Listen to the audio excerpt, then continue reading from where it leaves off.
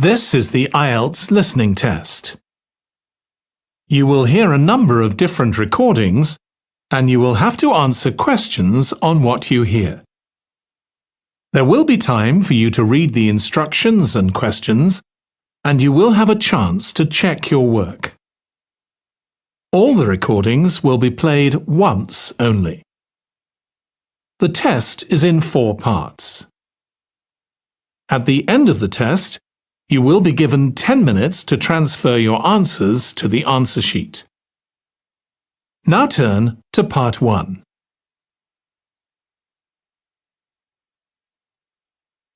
Part 1. You will hear a woman who works at an employment agency talking to a man about jobs he could apply for.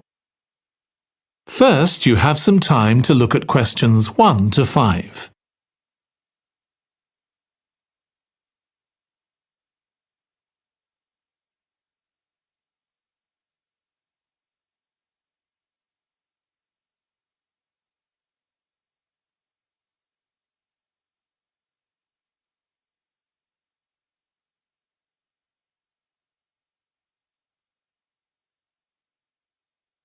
Now listen carefully and answer questions 1 to 5.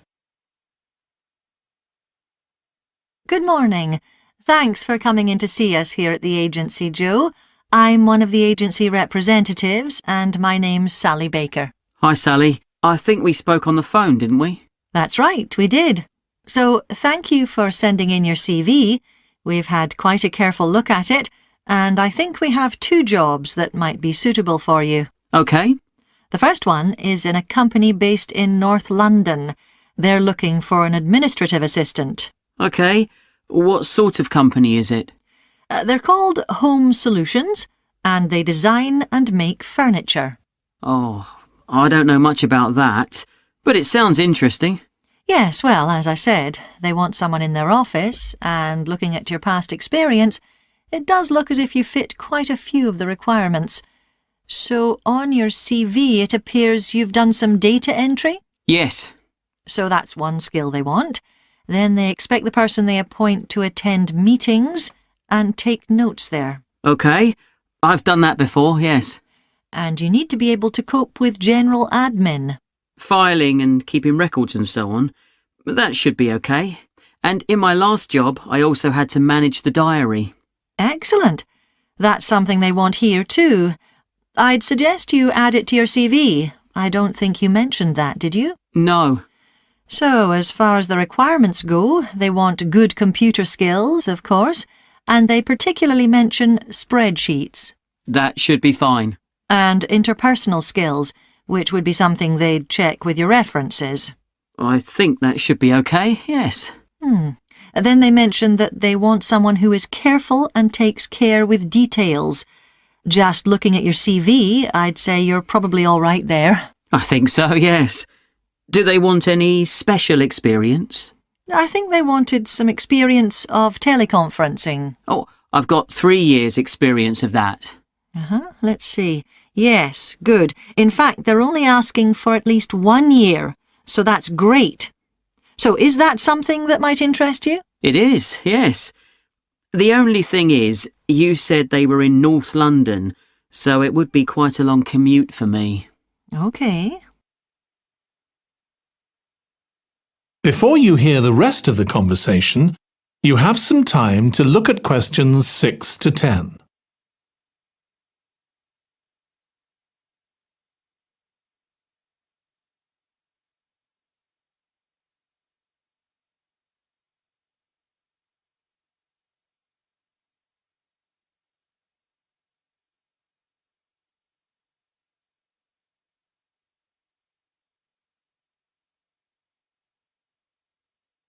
Now listen and answer questions 6 to 10.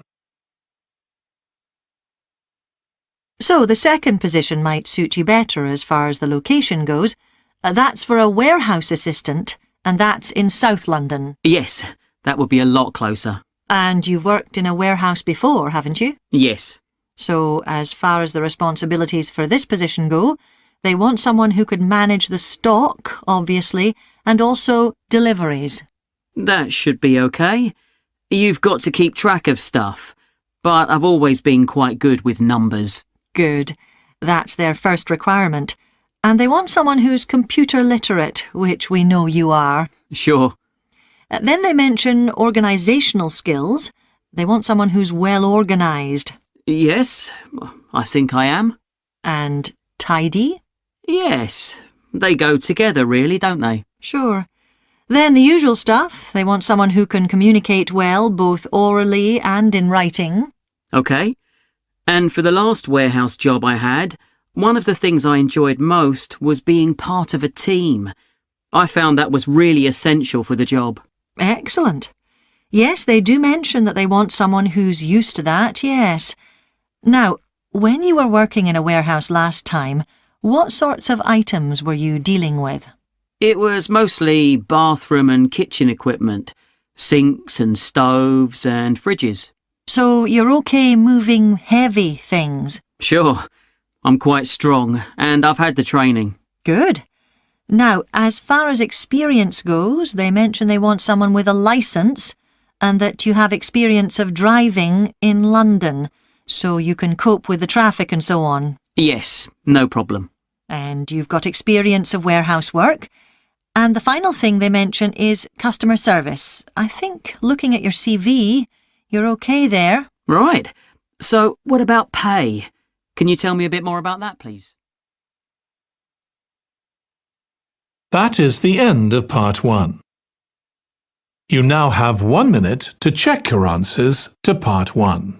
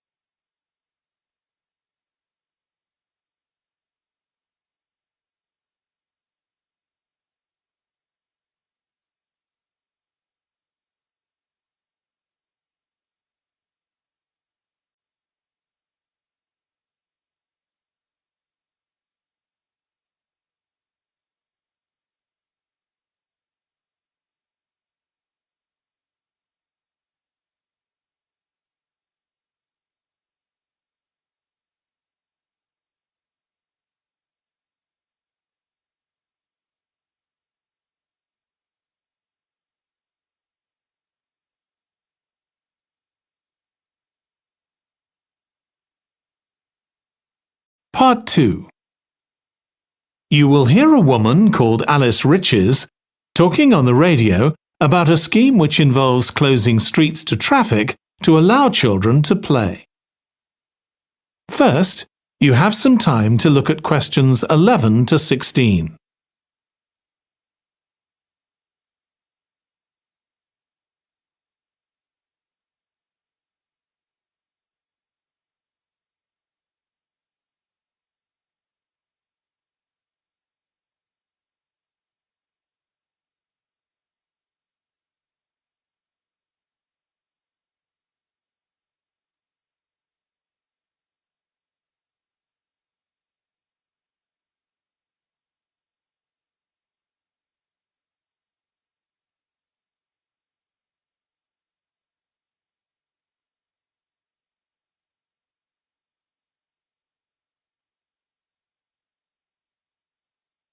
Now listen carefully and answer questions 11 to 16. My guest on the show today is Alice Riches, who started the Street Play scheme where she lives in Beechwood Road. For those of you that don't already know, Street Play involves local residents closing off their street for a few hours so that children have a chance to play in the streets safely. She started it in her own street, Beechwood Road, and the idea caught on.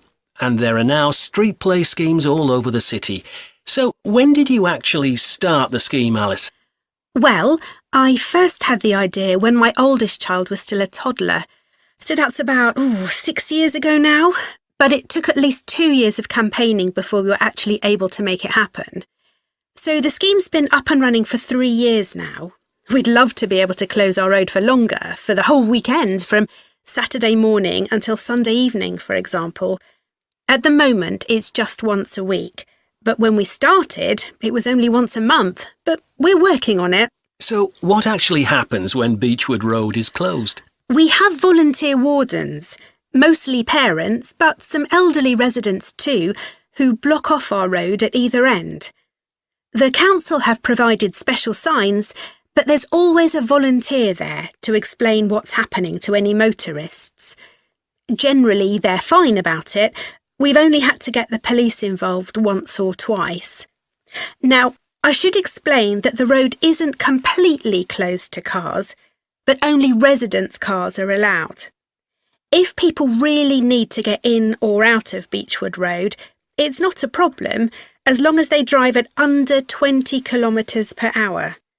But most people just decide not to use their cars during this time, or they park in another street. The wardens are only there to stop through traffic. So, can anyone apply to get involved in street play? Absolutely. We want to include all kids in the city, especially those who live on busy roads. It's here that demand is greatest. Obviously, there isn't such demand in wealthier areas where the children have access to parks or large gardens, or in the suburbs where there are usually more places for children to play outside. I'd recommend that anyone listening who likes the idea should just give it a go. We've been surprised by the positive reaction of residents all over the city, and that's not just parents. There are always a few who complain, but they're a tiny minority. On the whole, everyone is very supportive and say they're very happy to see children out on the street, even if it does get quite noisy. Before you hear the rest of the conversation, you have some time to look at questions 17 to 20.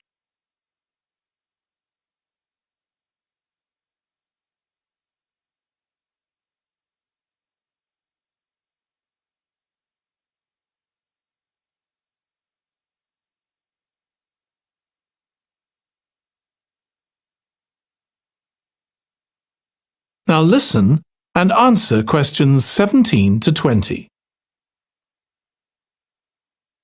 There have been so many benefits of street play for the kids. Parents really like the fact that the kids are getting fresh air instead of sitting staring at a computer screen, even if they're not doing anything particularly energetic. And of course, it's great that kids can play with their friends outside without being supervised by their parents. But for me, the biggest advantage is that kids develop confidence in themselves to be outside without their parents. The other really fantastic thing is that children get to know the adults in the street. It's like having a big extended family. It certainly does have a lot of benefits. I want to move on now and ask you about a related project in King Street. Right. Well, this was an experiment I was involved in, where local residents decided to try and reduce the traffic along King Street, which is the busiest main road in our area, by persuading people not to use their cars for one day. We thought about making people pay more for parking, but we decided that would be really unpopular. So instead, we just stopped people from parking on King Street, but left the other car parks open. It was surprising how much of a difference all this made. As we'd predicted, air quality was significantly better, but what I hadn't expected was how much quieter it would be, even with the buses still running. Of course, everyone said they felt safer, but we were actually amazed that sales in the shops went up considerably that day. We thought there'd be fewer people out shopping, not more. That's really interesting. So, the fact that the street was... That is the end of part 2. You now have 30 seconds to check your answers to part 2.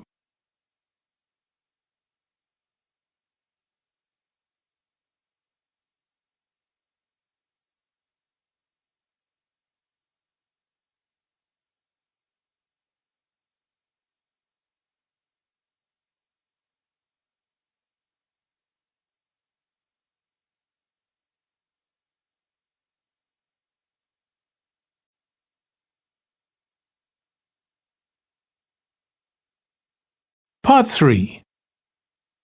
You will hear two students, called Hazel and Tom, talking about Hazel's Media Studies assignment. First, you have some time to look at questions 21 to 26.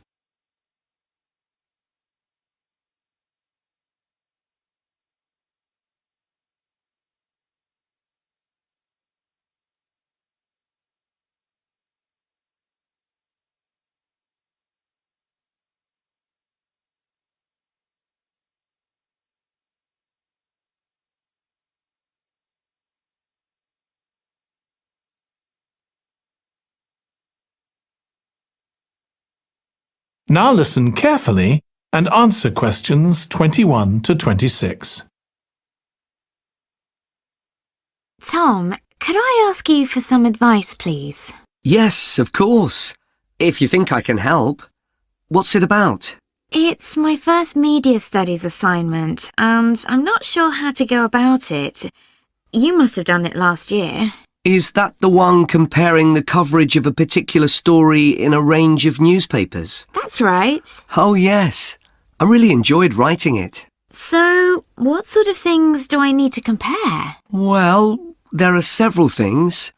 For example, there's the question of which page of the newspaper the item appears on. You mean because there's a big difference between having it on the front page and the bottom of page 10, for instance? Exactly. And that shows how important the editor thinks the story is. Then there's the size. How many column inches the story is given. How many columns it spreads over. And I suppose that includes the headline. It certainly does. It's all part of attracting the reader's attention. What about graphics? Whether there's anything visual in addition to the text? Yes, you need to consider those too, because they can have a big effect on the reader's understanding of the story. Sometimes a bigger effect than the text itself. Then you'll need to look at how the item is put together. What structure is it given? Bear in mind that not many people read beyond the first paragraph. So what has the journalist put at the beginning?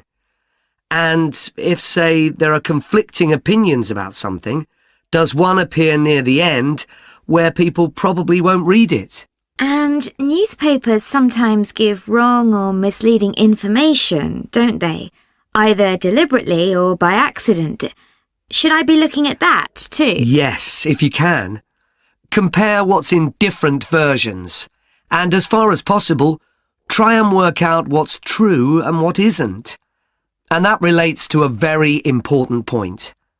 What's the writer's purpose? Or at least the most important one, if they have several. It may seem to be to inform the public, but often it's that they want to create fear or controversy, or to make somebody look ridiculous. Gosh, I see what you mean. And I suppose the writer may make assumptions about the reader. That's right. About their knowledge of the subject, their attitudes, and their level of education, which means writing so that the readers understand without feeling patronised. All of that will make a difference to how the story is presented. Before you hear the rest of the discussion, you have some time to look at questions 27 to 30.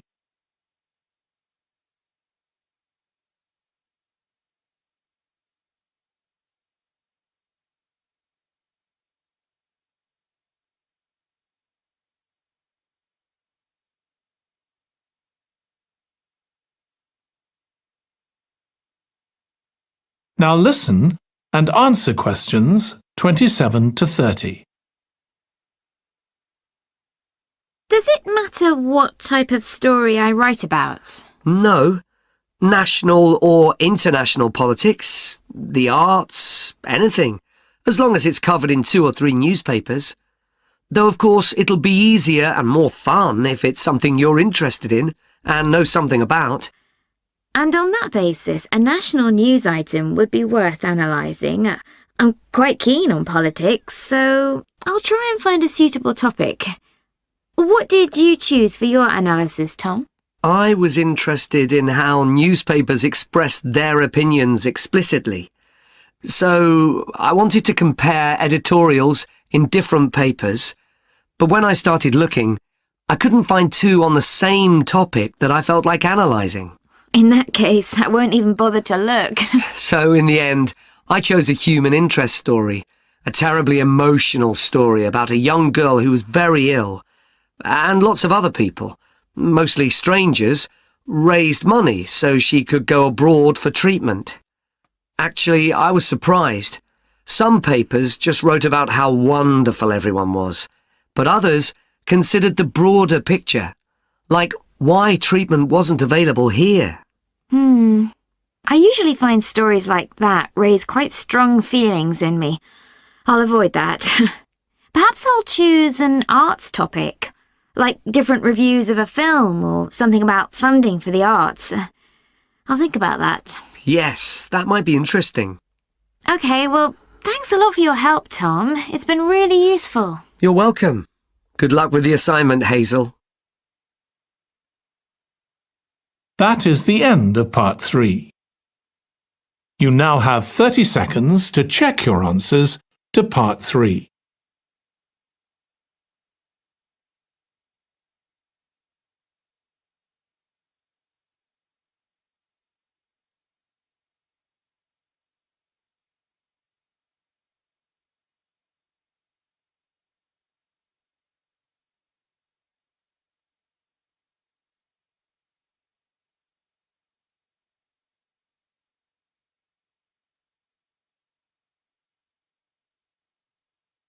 Part 4.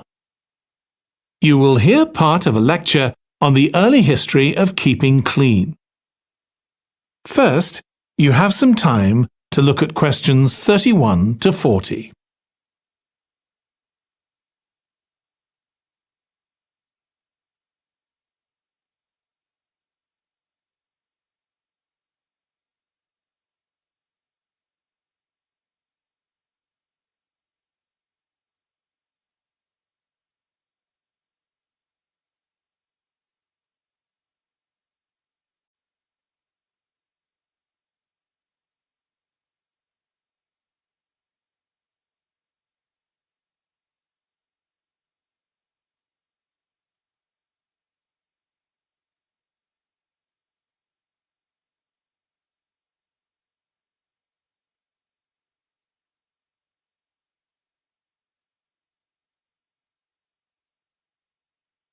Now listen carefully and answer questions 31 to 40. Nowadays, we use different products for personal cleanliness, laundry, dishwashing and household cleaning, but this is very much a 20th century development. The origins of cleanliness date back to prehistoric times. Since water is essential for life, the earliest people lived near water and knew something about its cleansing properties, at least that it rinsed mud off their hands. During the excavation of ancient Babylon, evidence was found that soap making was known as early as 2800 BC. Archaeologists discovered cylinders made of clay, with inscriptions on them saying that fats were boiled with ashes. This is a method of making soap, though there's no reference to the purpose of this material. The early Greeks bathed for aesthetic reasons and apparently didn't use soap. Instead, they cleaned their bodies with blocks of sand, pumice and ashes, then anointed themselves with oil and scraped off the oil and dirt with a metal instrument known as a strigil. They also used oil mixed with ashes. Clothes were washed without soap in streams.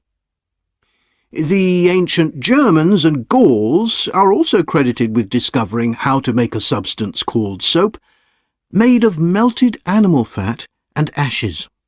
They used this mixture to tint their hair red. Soap got its name, according to an ancient Roman legend, from Mount Sapo, where animals were sacrificed, leaving deposits of animal fat. Rain washed these deposits, along with wood ashes, down into the clay soil along the river Tiber, women found that this mixture greatly reduced the effort required to wash their clothes. As Roman civilization advanced, so did bathing.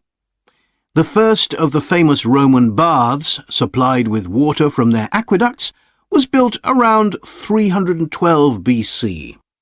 The baths were luxurious, and bathing became very popular. And by the 2nd century AD, the Greek physician Galen recommended soap for both medicinal and cleansing purposes.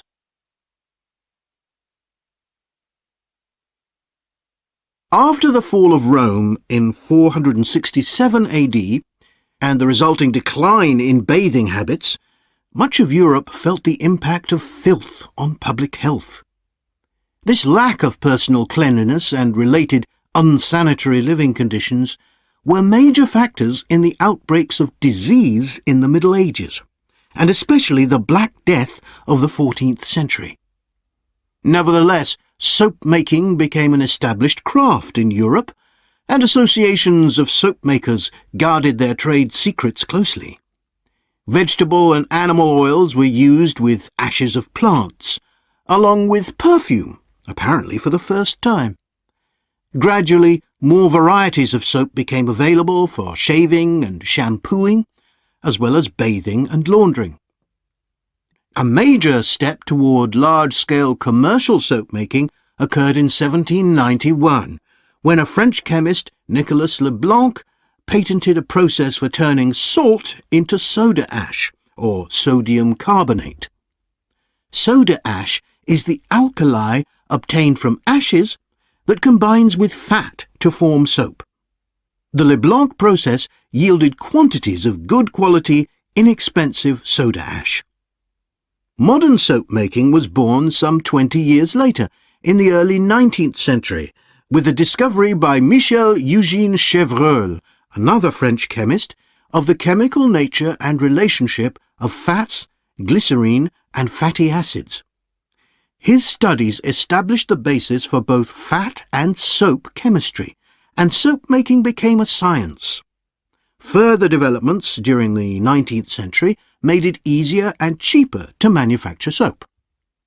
Until the 19th century, soap was regarded as a luxury item and was heavily taxed in several countries.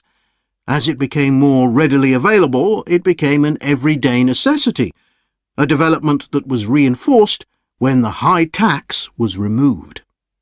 Soap was then something ordinary people could afford, and cleanliness standards improved. With this widespread use came the development of milder soaps for bathing and soaps for use in the washing machines that were available to consumers by the turn of the 20th century. That is the end of Part 4. You now have 1 minute to check your answers to Part 4.